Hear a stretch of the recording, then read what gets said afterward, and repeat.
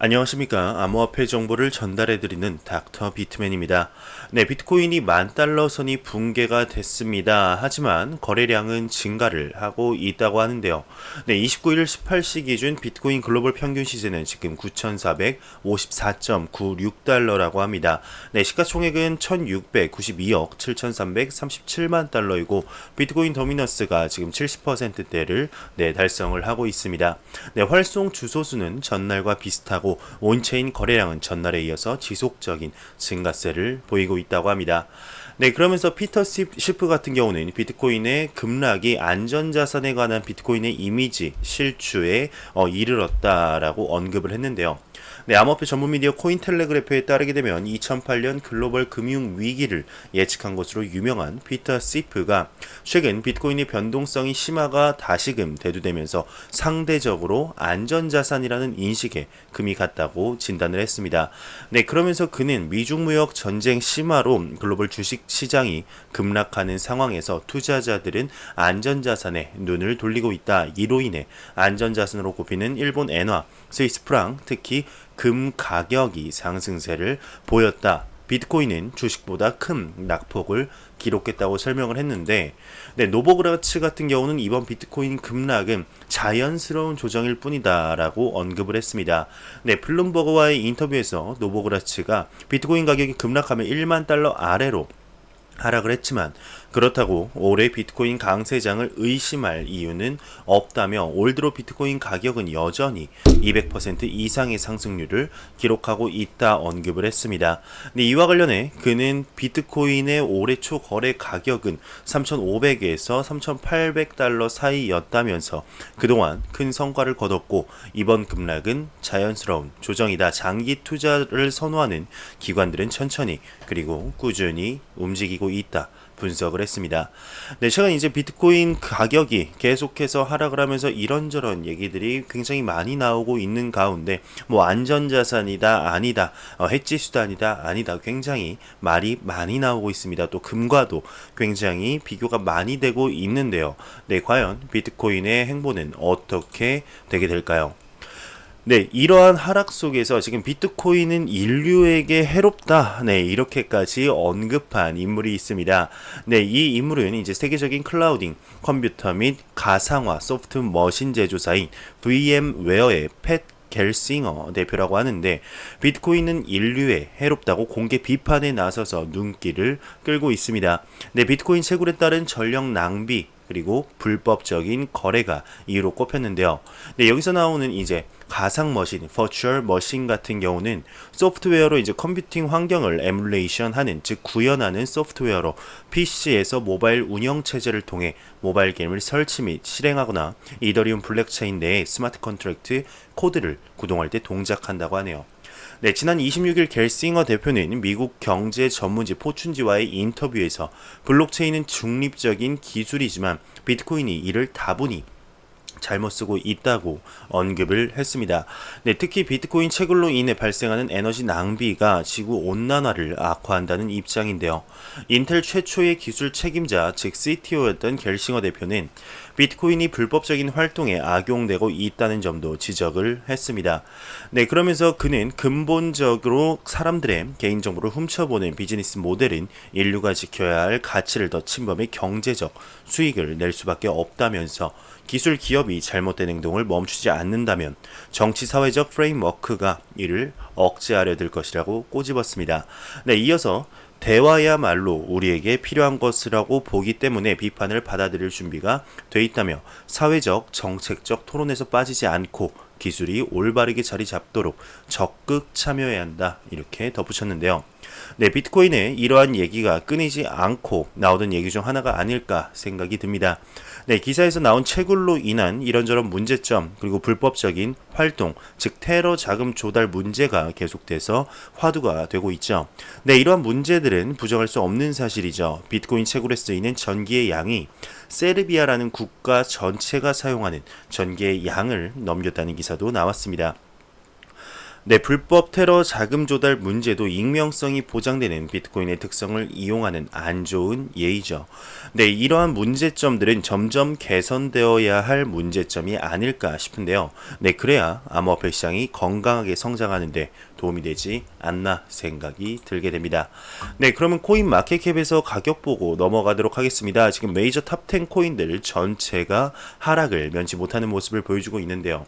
네, 비트코인 같은 경우는 6.73% 하락하면서 1150만 원대, 이더리움이 9.52% 하락을 하면서 20만 5천 원대, 리플 XRP가 5% 하락을 하면서 305원대를 보여주고 있는 가운데 가장 큰 낙폭을 보여주는 메이저 탑 10 코인 같은 경우는 바이낸스 코인이 지금 마이너스 11.7%로 네, 가격을 유지를 하고 있습니다. 비트코인 더미넌스 같은 경우는 앞선 기사에서 나온 바와 같이 69.1%로 굉장히 높은 암호화폐 시가총액 점유율을 보여주고 있죠. 네, 비트코인 더미넌스가 40% 아래로 내려가야지 알트코인의 대상승장을 기대할 수 있을 텐데 지금 당장은 좀 기대하기는 힘들 것으로 보입니다. 네, 삼성 갤럭시 S10 블록체인 월렛에 비트코인 지갑 기본 탑재가 됐다고 합니다. 이어서 33개의 이제 코인 지원을 업그레이드 한다고 하는데요. 네, 삼성 갤럭시 S10 시리즈에 내장된 삼성 블록체인 월렛에서 초기부터 지원해 오던 이더리움 외에도 비트코인이 기본으로 추가가 되었다고 합니다. 네, 실제 기기의 설치 시에 클레이튼도 기본 지원된다고 나오지만 현재는 비트코인과 이제 이더리움만 기본적으로 지원하고 있다고 하네요. 네, 갤럭시 스토어에 등록된 삼성 블록체인 월렛 28일 1.1.08.33 버전의 새로운 기능 업데이트에 따르게 되면 기본적으로 비트코인이 지원이 되면서 더 빠르고 수수료가 저렴한 거래를 위한 비트코인 세그윗 적용이 되었다고 전했습니다. 네, 그러면서 이외에도 탭에서의 추천 탭 영역 추가 등이 업그레이드 됐다고 하는데 지원 통화는 기존 6개에서 이제 비트코인, 이더리움, 오미세고, 펀디엑스, 제로엑스, 베이직 어텐션 토큰, 덴트, 피플 등 총 33개로 확대가 되었다고 하네요. 네, 이번 연도 빅 이벤트 중 하나로 꼽혔던 삼성전자 갤럭시 S10 암호화폐 지갑 탑재 소식이었죠. 네, 기존에 이더리움은 추가가 됐는데 암호화폐 대장격인 비트코인이 탑재가 되지 않아서 머릿속에 많은 암호화폐 투자자분들의 머릿속에 이제 물음표가 하나 생겼던 기억이 있는데요. 네, 비트코인을 추가한다는 공지가 나와서 많은 암호화폐 투자자분들께서 반겼던 소식입니다.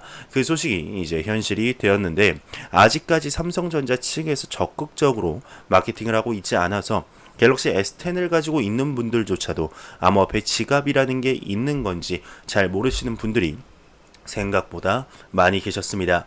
네, 갤럭시 노트 10에도 암호화폐 지갑이 탑재된다는 걸 보면 앞으로 출시할 스마트폰에는 계속해서 추가할 예정으로 보입니다.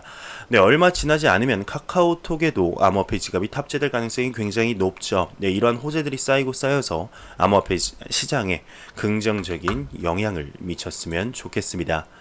네, 매일같이 나오는 리플에 관한 소식 오늘도 역시 나왔습니다. 미국 대형은행인 PNC뱅크가 리플렛을 이용하여 국제 송금 서비스를 제공한다고 합니다.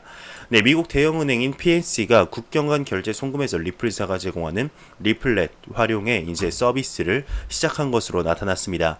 네, 이에 따라서 PNC는 미국 내에서 리플렛 네트워크를 이용하는 최초의 은행이 될 것으로 보인다고 하는데요. 네, PNC는 이제 미국 펜실베니아주 피츠버그에 거점을 둔 은행으로 미국 내 자산 규모로 9위이고 지사수로는 미국 내에서 5위에 위치하고 있다고 합니다. 네, 리플렛에 의해서 PNC는 미국 내의 상업 고객에 대해 이제 국경 간 결제 송금을 신속히 처리할 수 있다고 이렇게 전했네요. 네, 리플에 관한 소식 지금 끊이지 않고 나오고 있죠. 오늘도 리플에 관한 소식이 나왔습니다. 네, 사실 PNC뱅크는 작년 2018년 9월에 리플렛에 합류를 했었습니다. 그때 당시에는 PNC뱅크가 리플렛 솔루션인 엑스커런트를 활용할 수 있게 됐다고 발표를 했었는데요. 이번 나온 소식이 본격적으로 엑스커런트를 사용을 하는 것인지 아니면 엑스커런트 4.0으로 업데이트 또는 엑스래피드를 사용하는 건지 구체적으로 발표되지는 않았네요. 네, 기사 내용만 봤을 때는 작년에 언급했던 엑스커런트를 본격적으로 사용한다는 내용인 것 같은데, 네, 여기서 나오는 PNC뱅크 같은 경우 19개 예주와 2,459개의 지점 그리고 9,051개의 ATM을 운영하고 있습니다. 네, 정말 어마어마한 기업인데 날이 갈수록 리플사의 사업이 확장되고 있네요. 네, 참 아쉬운 것은 지금의 가격이지 않을까 생각이 들게 되는데, 알트코인의 대상승장 하루빨리 찾아와서 그 어떤 코인보다 높게 올라가는 리플 XRP의 모습을 볼 수가 있으면 좋겠습니다. 네, 다음 소식입니다. 코인베이스 보고서에서 2019년 세계 상위권 50개 대학 중에 56%가 블록체인 강의를 개설했다고 합니다. 네, 코인베이스 보고서는 현재 세계 50개 대학 중 56%가 적어도 하나의 암호화폐 또는 블록체인 강의를 개설하고 있고, 이는 2018년보다 25% 증가한 것이라고 전했습니다. 네, 그러면서 지금 컴퓨터 과학 강의는 여전히 32.2%를 차지하는 가장 흔한 수업이고, 금융, 비즈니스, 경제 강의는 19.8%, 법학 관련 강의는 10.7%를 차지하고 있다고 하는데, 네, 블록체인 강의는 컴퓨터 공학, 인문학, 금융 등 다양한 분야를 다루고 있다고 합니다. 네, 이 보고서는 또한 블록체인 생태계에 대한 참여로 상위 50개 대학의 순위를 매겼는데요. 네, 코넬 대학은 이제 14개의 블록체인 암호화폐 관련 강의를 개설해서 1위를 차지했다고 합니다. 네, MIT와 뉴욕대가 그 뒤를 잇는다고 하는데, 네, 이들 상위권 대학들은 학생들로부터 블록체인 교육에 대한 수요가 증가하는 것을 보았다며, 이제 설문 대상 학생 735명 중에 34%가 블록체인 관련 강의를 수강하는 것에 관심을 보였다고 합니다. 이는 작년보다 28% 높아진 수치라고 하는데, 네, 블록체인 강의에 대한 관심 증가와 동시에 많은 대학들이 암호화폐 비즈니스 그리고 인문학, 기타 과목을 결합한 학제간 과정을 개설을 하고 있다고 합니다. 네, 예를 들어서 이제 UC 버클리 같은 경우는 블록체인 기술의 법적 의미와 잠재적인 비즈니스 모델을 탐구하는 과정을 제공한다고 하네요. 네, 이 소식을 보게 되면 이제 암호화폐 그리고 블록체인의 미래가 밝다라고 볼 수 있는 자료이지 않나 생각이 들게 됩니다. 네, 이 학생들이 본격적으로 나오는 시기가 4년 뒤라고 쳤을 때 지금도 계속 발전을 하고 있지만 더욱 급진적으로 발전하는 계기가 되지 않을까 생각이 드는데요. 네, 우리나라도 블록체인 관련 학과를 개설한 대학이 현재 7개 대학이 있습니다. 네, 동국대, 서강대, 중앙대, 연세대, 포스텍, 그리고 고려대, 한양대학교 이렇게 7개의 대학이 있는데요. 지금 많은 기업들이 블록체인 학과를 지원하고 밀어주고 있는 상황입니다. 네, 앞서 언급한 이제 리플사 같은 경우는 대학을 밀어주는 가장 대표적인 암호화폐 기업이죠. 리플 산학 협동 프로그램인 UBRI를 설립하여서 대학을 밀어주고 있습니다. 네, 최근에 이제 일본의 도쿄대와 교토대를 이 프로그램에 포함시키면서 참여한 대학이 총 33개로 늘어났고, 2018년 시작된 UBRI는 5천만 달러 기부를 약속을 했습니다. 네, 이러한 기업들이 대학을 밀어주고 있는 이유는 무엇일까요? 이렇게 기업의 혜택을, 장학금을 받는 학생들은 그 기업에 관심이 갈 수밖에 없겠죠. 졸업하고 그 기업에 지원을 하거나 기업이 학생들을 데려가는 경우도 생길 수 있을 겁니다. 네, 기업이 전문화된 인력을 가질 수 있고, 그러한 인력을 기반으로 현재 블루오션으로 볼 수 있는 잠재 가능성이 무궁무진한 블록체인 산업에 앞서 나갈 가능성도 높아지겠죠. 네, 앞으로의 암호화폐와 블록체인의 미래, 이러한 것들을 봤을 때 밝은 것이 아닌가, 밝게 볼 충분한 이런 자료가 아닐까 생각이 들게 되네요. 네, 다음 소식입니다. 이제 벡트에 관한 소식인데, 벡트가 9월 6일 비트코인 보관 서비스를 제공한다고 합니다. 하지만 시장 반응은 현재 시큰둥하다고 하는데요. 네, 세계 최대 증권거래소 그룹 인터컨티넨털 익스체인지 산하 암호화폐 거래 플랫폼인 벡트가 9월 6일부터 비트코인 보관 서비스를 제공한다고 합니다. 네, 실물 결제 비트코인 선물 플랫폼 벡트는 29일 공식 채널을 통해서 오는 9월 23일 현물 기반 비트코인 거래 서비스 출시 준비를 위해서 9월 6일부터 비트코인을 안전하게 보관하는 서비스를 제공할 예정이라고 전했습니다. 네, 그러면서 벡트는 해당 선물 계약은 엔드-투-엔드 형식의 시장 규제 및 수탁 서비스를 통해 비트코인의 현물 거래가 가능하다고 덧붙였습니다. 네, 앞서 지난 16일 비트코인은 현물 기반 비트코인 선물 계약 출시에 필요한 뉴욕 금융서비스국 승인을 이런 라이센스를 취득했다고 발표한 바 있는데요. 한편 최근 비트코인과 알트코인 시장 상황에 다소 침체에 빠져 있는 상황에서 벡트의 출범에 대한 기대감은 좀 큰 편이라고 하네요. 일례로 이제 27일 야후 파이낸스에 따르게 되면 가이 허쉬 이토로 US 매니징 디렉터 같은 경우는 벡트 출범은 암호화폐 시장에 대한 기관 참여가 임박했을 뿐만 아니라 암호화폐 시장에 대한 뉴욕 금융 감독청의 새로운 이해와 승인을 의미한다고 밝혔습니다. 그러면서 이어서 규제 당국이 벡트를 비롯한 여러 프로젝트를 승인하면서 미국 내 디지털 자산 서비스 제공을 위해 무엇이 필요한지 점점 명확해지고 있다고 언급을 했는데요. 앞서 지난 17일 트위터의 유명 암호화폐 분석가인 리듬 또한 벡트의 비트코인 선물은 현물을 기반으로 기존 현물 시장과는 다르다면서 비트코인 유동성과 가격에 호재가 될 것이라고 전망을 했죠. 또 블록체인 스타트업 프리미티브 벤처스의 공동 창업자인 더비 와는 웨이브를 통해서 벡트는 기관 투자자들의 암호화폐 투자에 있어서 가장 신뢰할 수 있는 채널이 될 거라며 벡트의 비트코인 선물 출시는 올해 비트코인의 최대 호재로 작용할 것이라고 강조를 했습니다. 반면에 암호화폐 마켓 전문 분석가인 조셉 영 같은 경우는 트위터를 통해서 현재 비트코인 가격을 볼 때 벡트의 실물 비트코인 기반 선물 거래 공식 출시 호재는 이미 시장에서 소화가 됐다라고 언급을 하고 있는데, 이미 호재가 선반영을 했기 때문에 공식적으로 오픈을 했을 때도 별다른 그런 크나큰 상승은 없을 것이다 라고 언급을 했죠. 벡트가 비트코인 선물 거래를 정식 출시하기로 했지만 이제는 시장에 정말로 거대한 수요가 있는지를 지켜봐야 한다고 지적을 했습니다. 기술 분석가 돈 알트 또한 트윗을 통해서 벡트 출범에 대한 개인 투자자들의 낙관론에 의해서 거짓 랠리가 시작될 수 있다면서 비트코인이 약세 추세를 지속할수록 더 약해진다며 강세론자는 1350달러 선을 빨리 되찾아야 한다 이렇게 진단을 했습니다. 지금 이제 벡트 보관 서비스 제공 소식에도 불구하고 암호화폐 시장은 현재 약세를 면치 못하고 있죠. 앞서 보신 바와 같이 지금 많은 암호화폐 가격들이 폭락을 하고 있는 상황입니다. 현재 벡트가 9월 23일에 정식 오픈을 하면서 많은 기대감을 모으는 와중에 지금 9월 6일 커스터디 서비스까지 제공을 한다고 하는데, 하지만 현재 암호화폐 시장이 어려워서 그런지 별다른 반응은 없는 상황인데요. 참 아쉬운 상황이죠. 아마 벡트가 오픈을 한다고 해도 정식 오픈을 한다고 해도 단기적인 급등이 이루어지지 않을 가능성이 굉장히 높습니다. 갤럭시 S10 암호화폐 지갑이 탑재된다고 했을 때도 가격 상승이 크진 않았는데요. 이 말은 즉 암호화폐 시장 장기 투자자분들께서 현재 많이 지치신 상황이라고 봐도 무방하지 않을까 생각이 드네요.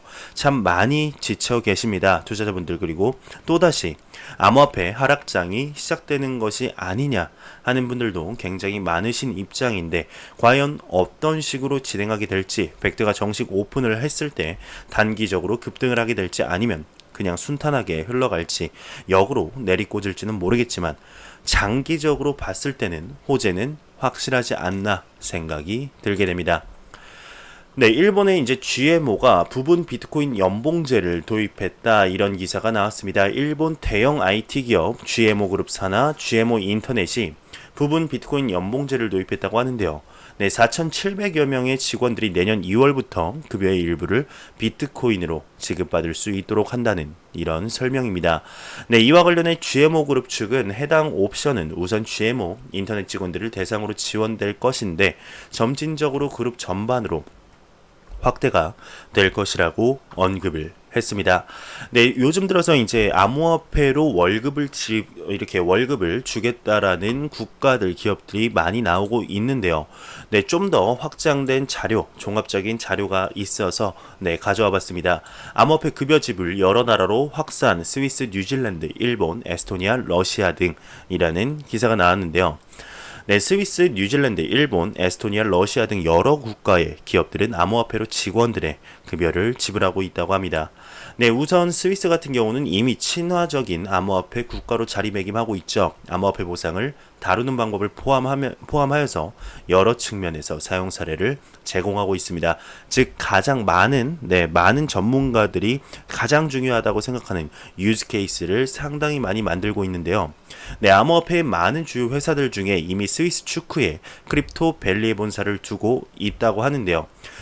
그리고 회사 목록으로는 쉐이프시프트, 자포, 비트메인, 이더리움 재단, 리브라 협회 등이 이미 스위스에 이렇게 본사를 두고 있는 상황이죠. 그만큼 스위스가 암호화폐에 친화적이다라고 보실 수 있습니다. 암호화폐를 다루는 많은 측면들은 스위스 당국에 의해 이미 규제가 되어 왔고 그것은 세금을 포함하고 있습니다. 암호화폐를 급여 소득으로 받는 사람들은 법정 통화 급여와 마찬가지로 그것을 신고하고 세금을 내야 하는데요. 투자자와 거래자의 암호화폐 소득은 세금 면제 자본 이득으로 취급이 되긴 하는데 스위스 캔톤 지역에 따르게 되면 현금이나 귀금속과 마찬가지로 디지털 코인 금액에 부과되는 재산세를 내야 될 수도 있다고 합니다. 현재 스위스 같은 경우는 의심의 여지 없이 암호화폐 사업에 유리한 조건을 조성하는 선두 주자이죠. 다른 국가들도 빠르게 따라잡고 있습니다. 암호화폐 급여 지불이 가능한 나라에는 이제 일본, 에스토니아, 뉴질랜드, 러시아 등이 있는데, 여기 이제 일본, 예를 들어서 일본 대기업 여기 GMO 같은 경우는 앞서 언급한 이런 내용이고요. 최근 이제 뉴질랜드 국세청 같은 경우도 비트코인을 직원의 급여로 지불하는 법정 방식 중 하나로 허용을 했고 이는 9월 1일부터 시행을 하게 됩니다. 국세청에 따르게 되면 직원 총급여의 절반은 비트코인이나 다른 암호화폐 자산으로 지급할 수 있다고 하는데 암호화폐 산업은 국경의 제한을 받지 않고 암호화폐는 국경을 초월한 결제의 속도와 신뢰성을 크게 향상시키고 성장하는 거대 경제는 마찰 없는 디지털 화폐의 혜택을 이용하고 있다고 합니다. 2017년 연구에 따르게 되면은 말이 이렇게 헛나오네요. 다시 들어가겠습니다. 2017년에 연구에 따르게 되면 프리랜서들은 10년 안에 미국에서 대다수의 인력을 형성할 것이라고 하는데 그리고 2018년에 행해진 프리랜서의 결제 선호도에 대한 조사에서 29%가 부분적으로 혹은 완전히 암호화폐로 결제되기를 원한다는 것을 보여주고 있습니다. 암호화폐 원격 지불은 속도가 빠를 뿐만 아니라 비트웨이지 즉 암호화폐 급여 지급 서비스와 같은 기업들이 제공하는 서비스 덕분에 세계 경제에서도 급속히 확산되고 있다고 하는데 또한 워킹포 비트코인과 같은 플랫폼의 도움으로 암호화폐로 이제 지불되는 일자리를 찾는 것이 쉬워지고 있다. 이렇게 기사가 마무리되고 있습니다. 암호화폐 급여 이 소식 굉장히 좋습니다. 암호화폐의 유즈 케이스가 정말로 늘어나고 암호화폐가 정말 화폐로서의 가치를 할 수 있는 첫 걸음, 그러니까 걸음마 단계로 보면 되지 않을까 싶습니다. 이렇게 계속해서 암호화폐 급여 지불에 관한 이런 국가들이 점점 늘어나고 이런 기업들이 점점 늘어날수록 암호화폐 시장이 이제 제도권 안으로 들어오고 정말로 인정받을 수 있는 이런 시작점이 되기를 바라봅니다. 포르투갈 당국이 비트코인 거래는 과세 적용 대상이 아니다 언급을 했습니다. 암호화폐 전문 미디어 코인텔레그래프 스페인에 따르게 되면 포르투갈 세무당국이 암호화폐 거래 및 지급에 대해 세금을 부과하지 않는다는 입장을 다시 한번 확인을 했습니다. 미디어에 따르게 되면 포르투갈은 앞서 2013년 초 현지 중앙은행이 비트코인은 규제받지 않는 기업이 발행한 통화로 안전하다고 볼 수 없다면서 암호화폐를 자산으로 볼 수 없다 밝힌 바가 있었는데요. 2016년에는 포르투갈 세무당국이 현지에서 암호화폐 매매로 얻은 수입에 대해 소득세를 부과하지 않는다고 밝힌 바가 있습니다. 한편 이제 미국, 영국, 일본 등은 지금 암호화폐를 자산으로 인식하고 과세안을 제시하고 있는데 우리나라는 아직 암호화폐에 세금을 부과하지 않고 있죠.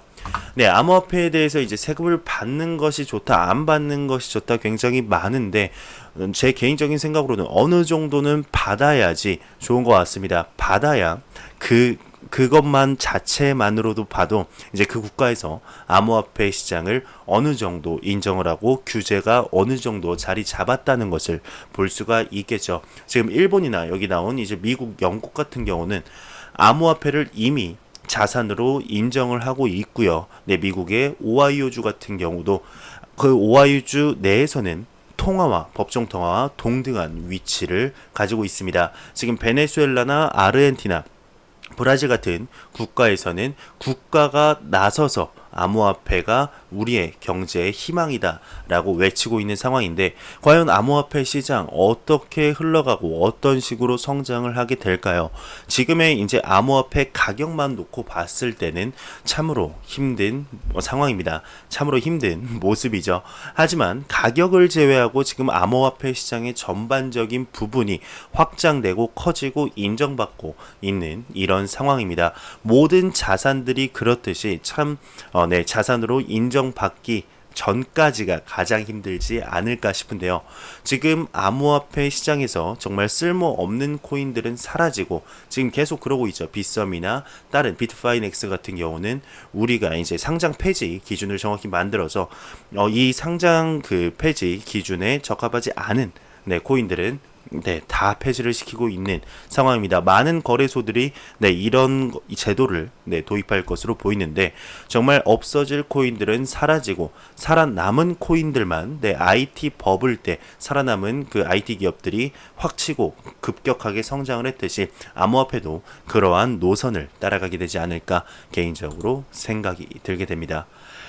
바이낸스에 관한 소식인데요. 블록체인 개발 지원 플랫폼 바이낸스 X가 출범을 했다고 합니다. 중국계 암호화폐 거래소 바이낸스가 블록체인 상용화 기술 연구를 촉발하기 위해서 블록체인 개발 지원 플랫폼인 바이낸스 X를 출시할 예정이라고 합니다. 이를 통해서 유망 블록체인 프로젝트를 바이낸스 생태계와 연계해서 육성한다는 이런 설명인데요. 또한 바이낸스는 교육 프로그램인 바이낸스 X 펠로우십을 포함해서 바이낸스 랩스의 이제 인큐베이션 프로그램 바이낸스 런치패드를 통해 이 자금 조달과 M&A와 기타 파트너십도 제공할 예정이라고 하네요. 바이낸스 X 펠로우십은 이제 개발자가 블록체인 산업에서 새로운 혁신과 비즈니스를 가능하게 하는 무료 오픈소스 소프트웨어를 지원한다고 합니다. 지금 바이낸스에 관해서 이 소식을 보면 좋은 소식이죠. 좋은 소식인데 바이낸스 코인은 굉장히 하락을 하고 있습니다. 지금 암호화폐 시장이 하락을 하는데 크게 지금 원인이 되고 있는 게 없습니다. 그냥 떨어지는 거죠. 참으로 안타깝습니다. 뭐 명확한 이유라도 알면은 다들 지금 수긍을 할 텐데 왜 떨어지는지 지금 아무도 이유를 모르고 있습니다. 정말 세력의 장난질일까요? 아니면 우리가 모르는 또 다른 이유가 있는 걸까요? 참으로 답답함은 가중되고 있는 것 같습니다. 마지막 소식입니다. 안 보고 가면 섭섭하겠죠. 크립토 공포 탐욕 지수인데요. 20으로 극단적인 공포에 재진입했다고 합니다. 암호화폐 데이터 제공업체 알터너티브의 자체 추산 공포 탐욕 지수가 전날 32포인트보다 12포인트 하락한 20을 기록하면서 일주일 만에 극단적 공포 단계에 재진입을 했습니다. 참으로 안타까운 모습이죠. 이는 투자자들의 투자 심리가 전날보다 악화됐음을 나타내는데요. 이 지수는 0에 가까울수록 시장의 극단적인 공포, 100이면 낙관을 의미하게 됩니다. 20이면은 정말 암호화폐 시장이 아무리 공부하고 아무리 좋은 소식을 들어도 내 돈을 넣기는 살짝 좀 어려운 감이 있다. 이렇게 보시면 될 것 같은데 참으로 안타깝습니다. 이러다가 다시 한번 한 자릿수대를 보는 것이 아닌가 싶은데요. 그럼 마지막으로 일단 코인 마켓캡에서 가격 보고 마무리하도록 하겠습니다. 리플 XRP 기준 305.49원인데요. F5번 한번 눌러보도록 하겠습니다. 306.34원 한 1원 정도 올랐는데 뭐 지금 그냥 횡보하고 있다 보시면 될 것 같습니다. 여기 지금 그래프들이 거의 수직 낙하입니다. 다 지금 절벽을 보여주고 있는데 지금 스텔라도 10%, 바이낸스 코인 같은 경우도 마이너스 11.49%, 라이트코인 같은 경우도 지금 10% 하락을 맞고 있습니다. 최근 급상승을 보여주었던 모네로 같은 경우도 11% 하락을 하면서 굉장히 안타까운 암호화폐 시장의 모습을 볼 수가 있는데 정말로 이 가격들 지금 이게 저점이길 바라봅니다. 내일 또다시 새로운 저점을 경신을 안 했으면 좋겠네요. 지금의 하락이 정말 에너지 충전 구간이 되어서 크게 상승하는 그날이 하루빨리 왔으면 좋겠습니다. 지금 암호화폐 투자자분들 너무나 지쳐있는 상황이 아닌가 생각이 들게 되네요. 제가 준비한 소식은 여기까지입니다. 영상이 도움이 되셨다면 구독과 좋아요 그리고 광고 한 편만 처음부터 끝까지 시청해 주시기 바랍니다. 이 채널은 오직 광고 정보 수익으로 운영이 되게 됩니다. 네, 항상 영상 시청해주시는 시청자분들, 구독자분들 너무나 감사합니다. 저는 다음 영상으로 찾아뵙도록 하겠습니다. 지금까지 닥터 비트맨이었습니다. 감사합니다.